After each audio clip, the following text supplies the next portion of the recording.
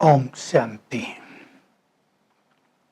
कितना सुंदर समय आया कि भाग्य विधाता ने स्वयं हमारे श्रेष्ठ भाग्य का निर्माण किया। हमें एक बहुत सुंदर विधि बता दी, किस किस कर्म से तुम कितना महान अपना भाग्य बना सकते हो, किस कर्म से तुम्हारे पाप बढ़ते हैं, किस कर्म से पुण्य बढ़ते हैं। हम आए भगवान के पास, उसने हमें भी मास्टर भाग्य विधाता बना दिया और कहा, जैसे मैं सबके भाग्य का निर्माण करने वाला हूं, तुम भी सबके भाग्य का निर्माण करो।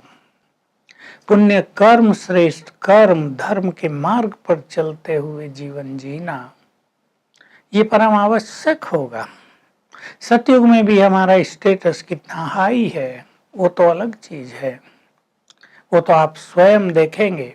लेकिन संगम युग पर जब भगवान हमारा पिता बनकर हमारे सामने आया है और वही धर्मराज बनकर हमारे हिसाब किताब लेगा, खाता लेगा, सब देखेगा, सबको रियलाइज होगा, उस टाइम आत्मा को कष्ट बहुत होगा। वो कष्ट एक सेकंड का नहीं। कई लोग सोचते हैं बाबा ने तो कहा 1 सेकंड में तुम्हें सब सजाएं मिल जाएगी। लोग सोचते हैं 1 सेकंड क्या बड़ी बात है, 1 मिनट भी हो, 5 मिनट भी हो, चल जाएगा। भगवान का सेकंड और मिनट बहुत बड़ा होता है। ब्रह्मा का एक दिन देख लो कितना बड़ा है। हमने लोगों को सजाएं मिलते हुए देखा है, आपने भी देखा होगा। लंबा काल मृत्यु का इंतजार करते हैं लोग, मानसिक कष्ट भी भोगते हैं, शारीरिक कष्ट भी भोगते हैं लोग।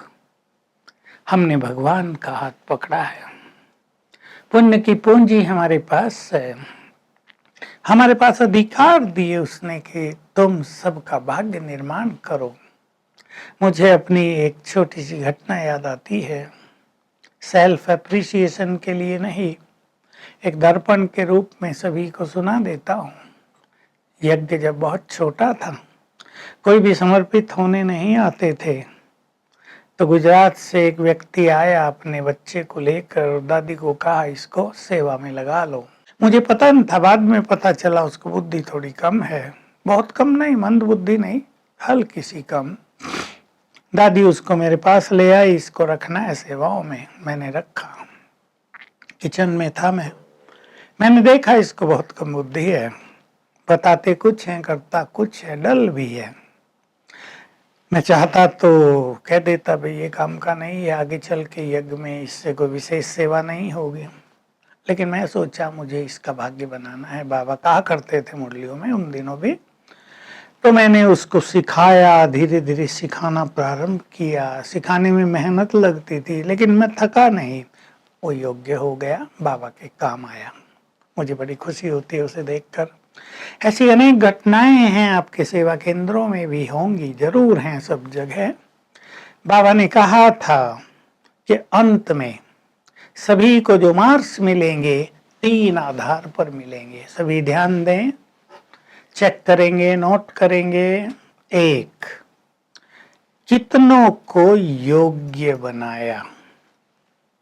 सभी लोग चाहते हैं हमारे पास योग्य व्यक्ति ही आए, ये तो संसार में हर व्यक्ति चाहता है, परंतु हम दूसरों को योग्य बना दें, यह है सबसे बड़ी योग्यता। दूसरा नंबर, पूरा जीवन निर्विघ्न होकर कितने रहे, यज्ञ को भी निर्विघ्न रखा। और तीसरा, समस्याएं आती हैं, परिस्थिति आती हैं, चाहे माया है, हम शक्तिशाली होकर कितना रहे जीवन भर। इन 3 चीजों के आधार पर नंबर मिलेंगे।